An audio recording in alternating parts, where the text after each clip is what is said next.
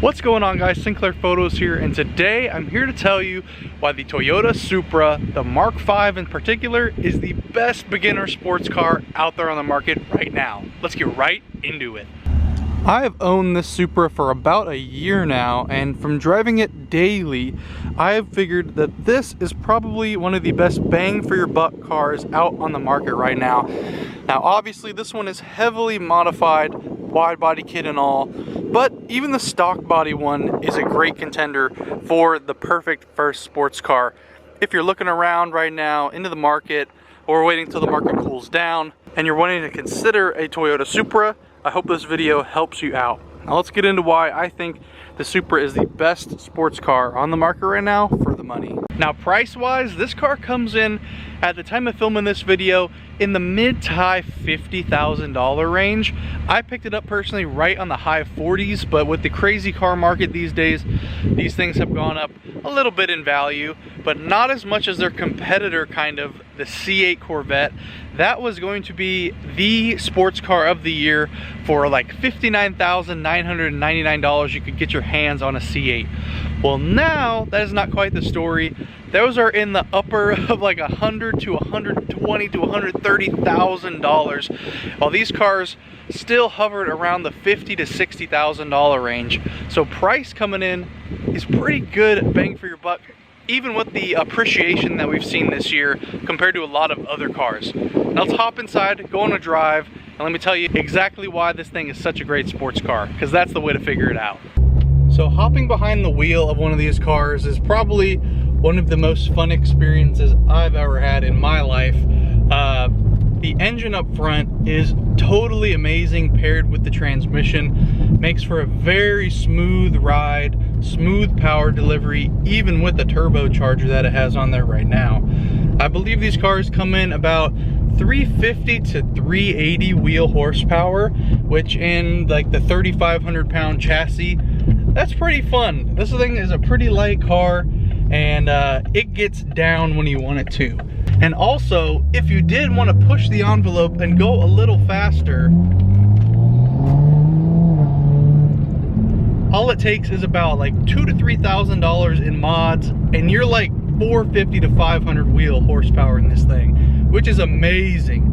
This car I'm driving currently has a tune and a downpipe and a full exhaust, and we're pushing about 454 to the wheels on a pretty conservative tune, and it's been a blast. I don't really need more, though it hooks. There's a little bit of wheel spin from time to time, but man, this thing is a solid car, and it doesn't feel like you're gonna blow up every time you go drive it. And you could probably take a Scat Pack and a Hellcat for lunch down in Mexico. One of the other things that's so cool about this car is the styling. This thing is a head turner from the factory.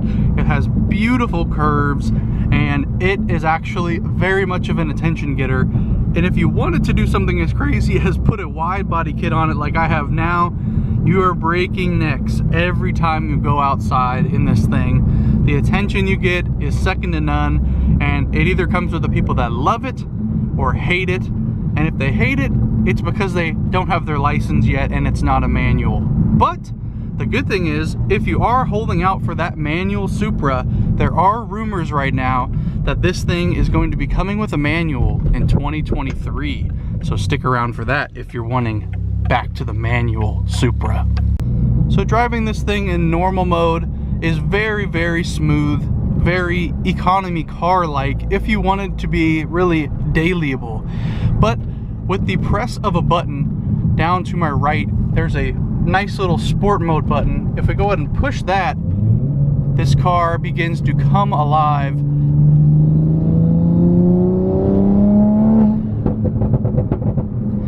As you see, we get the theatrics, we get the louder exhaust note, we get the pops, everything that you would want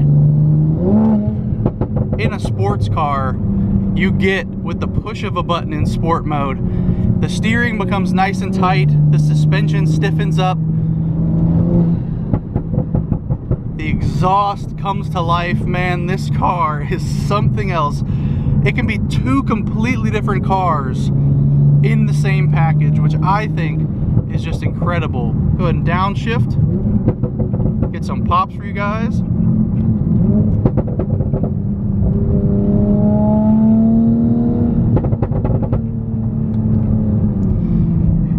back to that. Pop sport mode off, and we're back in the Toyota Prius, baby. How crazy is that? Storage in this car isn't such a bad thing either. You actually get quite a lot of it back there in the trunk.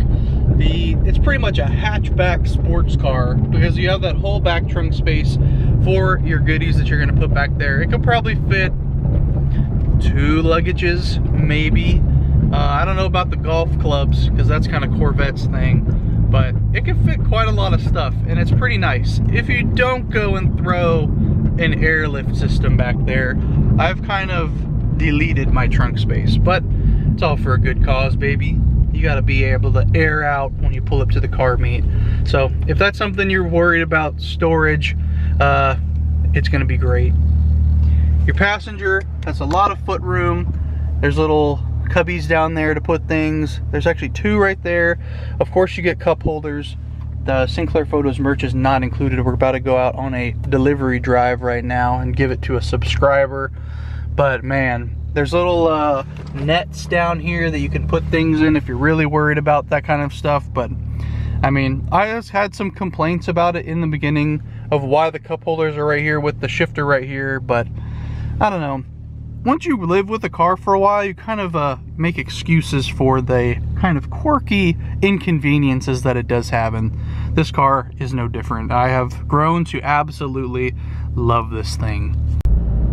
One of the other great things about this car that I really can't say about that many other cars is the aftermarket community for something like the Toyota Supra is insane. There are hoods, there are suspension setups, there are wheels and tires, wide body kits, everything you could want for this car, and they just keep coming out with more and more things. I'm sure there'll be aftermarket headlights, taillights, everything for this car. And so if you get it and aren't too happy with what it looks like from the factory, you'll be able to slap on an aftermarket bumper here pretty soon, fix up the little kind of squid looking front end of this car, and if you want some OEM Mark IV Supra taillights, they are making those as well right now. So the aftermarket community is huge. Tuning capabilities for this thing are endless, and I know I'm going to trigger a lot of people when I say this, but this engine is pretty much the 3JZ. It is here, whether you like it or not. BMW made it. Inline 6-cylinder turbo engine, straight from BMW, the 3JZ. Let me know what you guys think about that in the comments below. I know there's some hardcore Supra 16-year-olds out there that will beg to differ, but anyone that has owned one of these cars or got to drive one knows exactly what I'm talking about. Now, if you really are one of those people that just cannot get behind what the Mark V Supra is, I completely understand. This is a very polarizing vehicle. You either like it or hate it. And I feel like that is what has kind of been the catalyst of my growth on Instagram with this car. This thing drives the comment sections crazy. So if you're looking to be like an influencer or something, I may have stumbled in to the perfect influencer recipe. Get yourself a Mark V Supra and then say it's not a BMW, and everybody will want to prove you wrong. So that's just a little hidden key factor, but I mean, there are people out there. I know Pterodactyl Tactics on YouTube, 2JZ swap this thing, is an absolute monster, and that content is absolutely crazy. You can street race with them, you can stance them out like I did, make them a show car, and really just put your own creative touch on whatever you want the Mark V Supra to mean to you. You want to put a LS in it? Be one of those guys. Go for it. You want to go to the drag strip every weekend? Go buy yourself a set of welds and do it, man. This car is for everybody. And I think that's what those people just with like the block in their head, like the mental block, just can't get over, that you can make this car whatever you want. It's your car, and it shouldn't matter to you what people think about it. If you're hesitant to get one of these because you know the Supra fanboys are really gonna go after you because it's not a real Supra, if you like it, go for it. Chase your dreams. If this is one of your dream cars, go ahead and check it off the list. I've had nothing but positive things to say about this car. No issues. I've had it for a year now. Put like 13,000 miles on it. Drove it across the country, 0 issues, and I think it's here to stay in the garage for a while unless somebody makes me an astronomical offer. But I'm just glad to make this video for you guys, just kind of why this is the best beginner sports car to get yourself into, and then maybe work up to like a McLaren or a Gallardo or an R8 from here. But if you want just this little spicy spice of a sports car without paying over $100,000 for one, I think the Mk5 Supra is the car for you. So let me know what you guys have to think about that in the comment section below. It was a pleasure making this video for you guys.